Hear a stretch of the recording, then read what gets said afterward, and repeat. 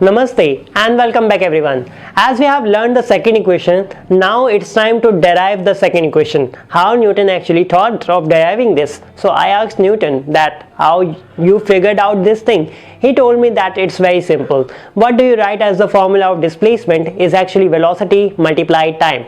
So here I just changed one thing. Velocity is the average velocity and average velocity is actually v plus u divided by 2, which is technically the mean in mathematics. So v plus u divided by 2 multiplied time is displacement. Now we have to replace the final velocity with the first equation. So in place of v we can write u plus at. So our final equation is something like this: s is equal to u plus at by 2 bracket time.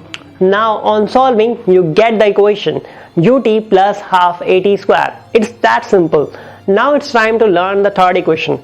So what is the third equation and why do actually we need? We have the first equation, we have the second equation. So now what is the use for the third equation? Third equation is very interesting because we do not need time in the third equation, which is the independent quantity. So how do we replace the time? It's very simple. In first equation, take the value of time. So v is equal to u plus at. So t is equal to v minus u divided by a. Now put the value of this time in our second equation, which is s is equal to u.